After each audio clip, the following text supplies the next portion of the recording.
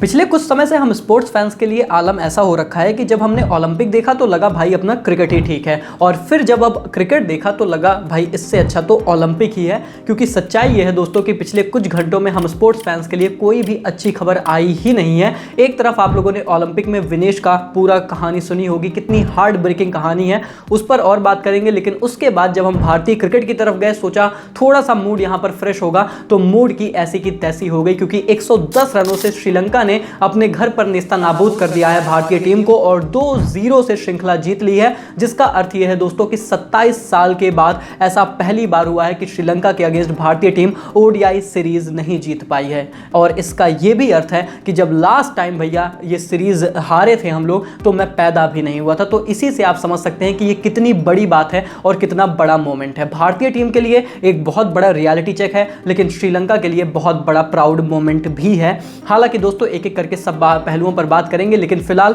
अगर आप बात करेंगे गौतम गंभीर एरा को लेकर, तो एक बात तो बिल्कुल साफ है कि जैसा हमने सोचा था वैसी तो बिल्कुल भी शुरुआत नहीं हुई है। क्योंकि टी20 सीरीज में जी हां हमने जीता, बहुत डोमिनेटिंग रहे, लेकिन फाइट हमेशा श्रीलंका कर रहा था। और ओडीआई सीरीज में तो भैया हमें नाको चने चबवा दिए गए हैं। ये एक बहुत बड़ी रियलिटी है। अगर इस मैच के बारे में दोस्तों शुरू से बात की जाए तो सबसे पहले अगर आप लोगों ने प्लेइंग 11 देखी होगी, आपको चीजें समझ में आएंगी। चीजें ये आएंगी कि भारतीय टीम बिल्कुल भी श्योर ही नहीं थी कि उन्हें करना क्या है। देखो, या तो तुम शुरू के 2 मैचेस में गलत थे या तो इस मैच में गलत थे। क्योंकि शुरू के 2 मैचेस में तुमने केएल को खिलाया, शुरू के 2 मैचेस में आपने एक एक्स्ट्रा पेसर खिलाया, और उसके बाद आपको चीजें समझ आती हैं कि नहीं भाई यहां एक्स्ट्रा पेसर की कोई जरूरत नहीं है, यहां पर स्पिनर से आप जीतोगे। फिर आपको समझ में आता है कि आपको एक एक्स फैक्टर खिलाड़ी चाहिए, left hand right hand combination, यानी कि केएल राहुल की बैटिंग पोजीशन चेंज करके तुम उससे कुछ नहीं निकलवा सकते, तो तुम्हें ऋषभ पंत चाहिए। तो इसका मतलब यह है कि ये तो आप शुरू में गलत थे या तो आप अभी गलत थे, और मैं आपको बताता हूं आप दोनों समय गलत ही थे। क्योंकि रियलिटी यह है कि आपने कंडीशंस को रीड ही नहीं किया।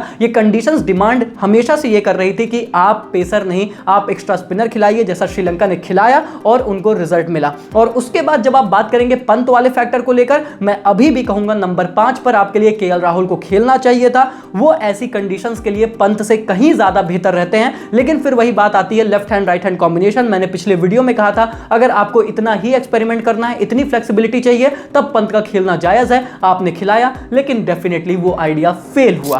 बाकी चलो अगर इस फैक्टर को हम इग्नोर भी कर दे, फिर भी इससे आपके परिणाम में ज्यादा कोई फर्क वैसे नहीं आता। क्योंकि 110 रन से फिर भी आपको हार का सामना करना पड़ा है। तो सच्चाई तो यह है कि जब आप स्पिन खेल ही नहीं पा रहे हो मेरे भाई, तो फिर कोई भी खेले कोई भी ना खेले क्या ही फर्क पड़ता है। क्योंकि सच बात तो यही है कि शुरू में अगर आपने केएल को भी खिलाया तो उन्होंने भी रन नहीं बनाया, और फिर चाहे बैटिंग पोजीशन चेंज को, चाहे फलाना हो ढमकाना हो, ओवरऑल मैटर यही है कि आपके बल्लेबाज स्पिन खेल ही नहीं पा रहे हैं। और मैं इसको देखकर इतना ज्यादा शॉक होता हूं कि यार ये अपनी वही भारतीय टीम है जो इतना अच्छा स्पिन हम खेलते थे, टफ से टफेस्ट कंडीशंस में जाकर स्पिनर्स को हम मार के आते थे, अच्छे तरीके से बल्ले पे कनेक्ट होती थी। और अब साला स्पिनर को देखने के बाद सोचो श्रीलंका के बल्लेबाजों ने हमसे कहीं ज्यादा बेहतर क्रिकेट खेली है, कहीं ज्यादा बेहतर स्पिनर्स को खेला है। बिल्कुल उनके पास टॉस का एडवांटेज था, वो बात सबको पता है कि दोपहर में, लेकिन अब वो आपके कंट्रोल में नहीं है ना भाई। तो जो चीज कंट्रोल में नहीं है फिर उसको लेकर तो तुम रोना नहीं मचा सकते हो ना, बड़ी बात तो ये है। और उसके बाद क्या होता है कि चलो उस फैक्टर को हटा भी दो, तो आप श्रीलंका की बैटिंग अप्रोच देखना। मैं ये नहीं कहता कि भारत की अप्रोच खराब है या फिर इससे हमें सक्सेस नहीं मिली है, मिली थी, और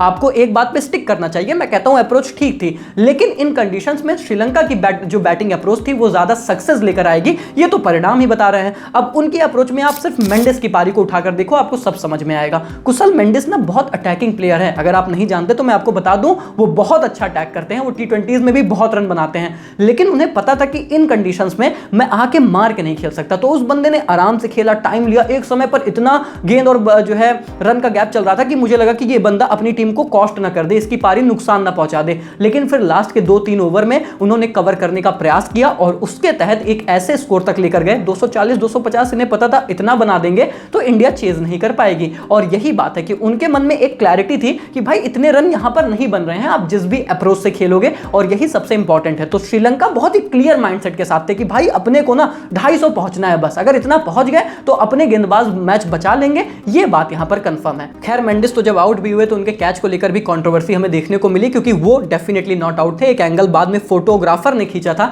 जिसमें साफ तौर पर शुभमन गिल का जो पैर था वो रोप पर टच हो रहा था, ऐसा दिखाया गया। इसको श्रीलंकन क्रिकेट बोर्ड ने अपने ऑफिशियल इंस्टाग्राम पर भी पोस्ट किया। उसके बाद जब लोगों ने उन्हें रिप्लाई किया, जिसमें एक्चुअली मैं भी था, मैंने बोला कि भाई जब तुम्हारी टेक्नोलॉजी, जब थर्ड अंपायर बोल रहा है कि सामने वाला एंगल दिखाओ और तुम्हारा डायरेक्टर बोल रहा है नहीं हमारे पास तो सामने का एंगल ही नहीं है, तो इसमें अपने कैमरामैन और अपनी टेक्नोलॉजी को गलती दो ना भाई, इसमें तुम किसी और को क्या गलती दे रहे हो? इसमें जयशाह की क्या गलती? वो कह रहा है भाई मैं ओलंपिक्स में ही, अगर मेरी इतनी पावर होती तो फिर मैं ओलंपिक्स में ही जाकर कुछ ना करा लेता भारत के लिए, वहां मैं कुछ करा नहीं पा रहा हूं और क्रिकेट में तुम लोग मुझे जबरदस्ती घसीटे जा रहे हो हर जगह।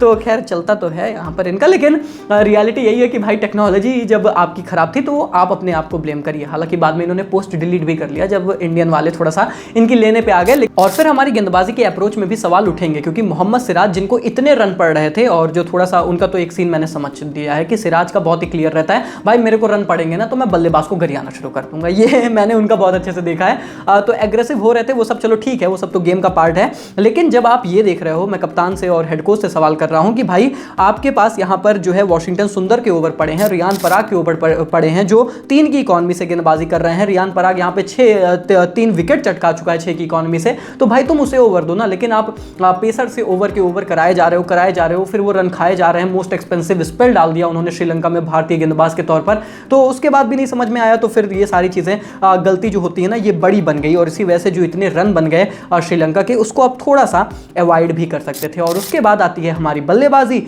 एंड रोहित शर्मा अपने यूजुअल अप्रोच में चलते हैं, जिस पर मैं कंप्लेन नहीं करूंगा। मैं फिर से कह रहा हूं, जी हां टेम्पलेट श्रीलंका के बल्लेबाजों का ज्यादा बेटर था, वो रिजल्ट बता रहे हैं, पर अपने टेम्पलेट पे आप सवाल नहीं उठा सकते, आप दोनों पक्ष से नहीं खेल सकते ना कि इधर भी बोलो उधर भी बोलो।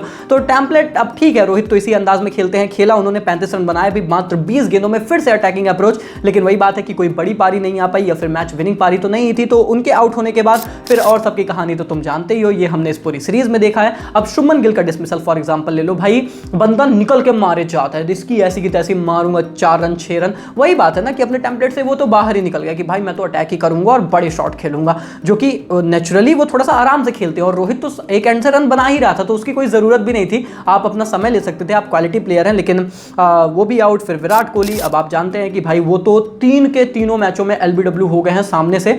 तो एक बहुत बड़ा सवाल है कि विराट हमारे लिए सबसे इंपॉर्टेंट प्लेयर हैं, जो स्पिन को सबसे बेहतर खेलते हैं, वो इस तरीके से आउट होंगे, तब तो बहुत कठिन सवाल पूछे जाएंगे। और विराट पर तो यार सवाल उठने लगे हैं, ये सच्चाई है। इनफैक्ट कुछ फैंस जो बहुत ही ज़्यादा ओवर एक्साइटेड हो जाते हैं, मैं सुन रहा हूँ काफ़ी लोग कह रहे हैं कि भाई विराट का तो हो गया, ये तो चैंपियंस ट्रॉफी के बाद रिटायरमेंट ले लेगा एंड ये अब नहीं खेल पा रहा है। मैं कहता हूँ यार एक सीरीज से क्यों जज कर रहे हो? हाँ नहीं गई है अच्छी, हाँ सेम ही मिस्टेक बार बार किया है, पर यार वो विराट है, ऐसे ही इतने बड़े खिलाड़ी नहीं बने हैं, आप समय दीजिए, अच्छा करेंगे। मैं इस बारे में तो पूरी तरीके से सुनिश्चित हूँ। उसके बाद ऋषभ पंत वाला एक्सपेरिमेंट भी किसी काम नहीं आया, फ्लॉप ही हो गए। वो तो बंदा आगे निकल कर डिफेंड करना है तो पीछे से ही कर दे, कहाँ वहाँ पे, तो उनका अलग ही सीन था। श्रेयस अय्यर भी नहीं चल पाए, फिर कोई नहीं चला, वही बात है। वॉशिंगटन सुंदर ने थोड़ी बहुत कोशिश की, बट उसका ज्यादा परिणाम यहां पर नहीं निकला और भारतीय टीम एक बहुत बड़े मार्जिन की हार का यहां पर सामना कर रही है, जिसमें श्रीलंका के भैया कप्तान सनत जयसूर्या इनके साथ कोच के रूप में है। भाई साहब कमाल किया इन्होंने, इतिहास यहां पर रच दिया। और मेरे समझ से जो 3 मेजर पॉइंट्स थे जिसकी वजह से भारतीय टीम को ये नुकसान झेलना पड़ा है, और ये एक बड़ा रियलिटी चेक हमारे सामने आया है दोस्तों। उसमें सबसे पहला यह है कि आप क्वालिटी स्पिन को नहीं खेल पाए, आपके बल्लेबाज फेल हो रहे हैं। तो मैं साफ तौर पर कहूंगा मेरे भाई कि ये जो ईगो है ना आप लोगों का कि अब इतने बड़े प्लेयर हो गए हो कि डोमेस्टिक नहीं खेलोगे, इस ईगो को साइड कर दो। अगर चैंपियंस ट्रॉफी जीतनी है, अगर टेस्ट में स्पिन फ्रेंडली कंडीशंस में अच्छा करना है, क्योंकि बहुत गंदी स्पिन आप लोग खेल रहे हो, चुपचाप जाके सब लोग डोमेस्टिक क्रिकेट खेलो। ये जो 1 महीने का ब्रेक हो रहा है अब आपके लिए, ये बहुत जरूरी है, क्योंकि ओडीआईज तो है भी नहीं भाई, और अब सीधा चैंपियंस ट्रॉफी है। कितने ही ओडीआई आप खेल रहे हो, तो वो भी एक पता नहीं क्या माल फूक के स्केड्यूल बनाया गया है, वो भी अपने आप में एक सोचने वाली बात है, देखने वाली बात है कि क्या भारत का ये फिक्सचर्स अपकमिंग है।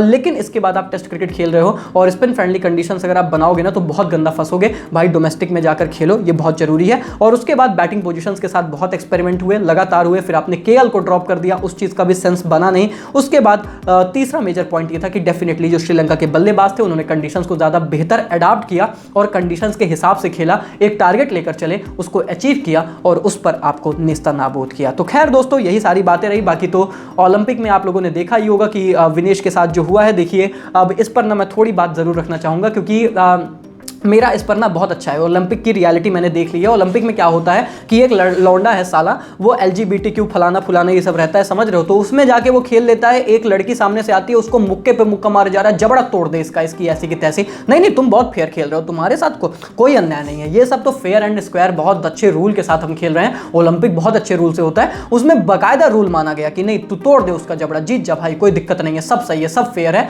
और एक लड़की जो सेमीफाइनल जब खेलती है तो एकदम आपकी जो 50 kg का क्राइटेरिया उसको सेटिस्फाई करती हैं और सिल्वर मेडल सिक्योर करती हैं। उसके बाद फाइनल खेलने से पहले मात्र 0.100 ग्राम से उनका वेट बढ़ जाता है, सिर्फ 100 ग्राम। भाई क्या होता है 100 ग्राम, साला इंसान मुंह तो देता है भाई, चला जाता है 100 ग्राम से हो गया। आपने उनको डिस्क्वालीफाई कर दिया। और डिस्क्वालीफाई, चलो मैं कहता हूं ठीक है, आपका बहुत स्ट्रिक्ट नियम है, फलाना है, निपोरा है, 100 ग्राम आपका बढ़ा, कोई बात नहीं है, आपने फाइनल से डिस्क्वालीफाई किया। यार सिल्वर मेडल जो उन्होंने अपनी मेहनत से, अपने हक से, विद इन नियम जाके जीता था, उसको भी आपने उनसे छीन लिया। तो भाई ये तो सरासर नाइंसाफी है ओलंपिक्स में, और ये हमें देखने को मिली है विनेश के साथ। हम आप महसूस भी नहीं कर सकते कि भाई उस लड़की पर क्या बीत रही होगी और क्या वो किस दौर से गुजर रही होंगी। क्योंकि बात वही होती है ना कि अगर आप एक फाइनल हार जाते हो, सपोज दैट वो हार्ड ब्रेक होता है, लेकिन आप हारे यार, आपने खेला, सामने वाला बेहतर था, लेकिन एक बार आप डिस्क्वालीफाई हो जाओ बिना खेलने के ना, ये डिवास्टेटिंग होता है भाई। इसमें आप तबाह हो जाते हो, आपका दिल, आपका मन तबाह हो जाता है। ऐसा ही कुछ उनके साथ हुआ होगा। तो भाई हम सभी उनके साथ हैं, और मैं तो यही कहूंगा कि आप लोग भी मेरे साथ बिल्कुल एग्री करोगे कि भाई हम सब विनेश आपके साथ हैं और आप हमारे लिए ट्रू चैंपियन हो। फर्क नहीं पड़ता आपने गोल्ड लाया, कोई मेडल लाया, नहीं लाया, लेकिन आप लड़ी, आप अंत तक लड़ी, हमारे लिए आप चैंपियन हो। और भाई चैंपियन जैसा ही इनका स्वागत होना चाहिए। मैं तो आप लोगों से यही उम्मीद कर रहा हूं, और ये मैसेज लोगों तक पहुंचा दीजिए कि हमारे लिए विनेश चैंपियन ही है। फिलहाल दोस्तों वीडियो में इतना ही रखते हैं, लाइक कर दीजिए, सब्सक्राइब कर दीजिए, मिलते हैं तब तक के लिए, take care, good bye, thank you so much.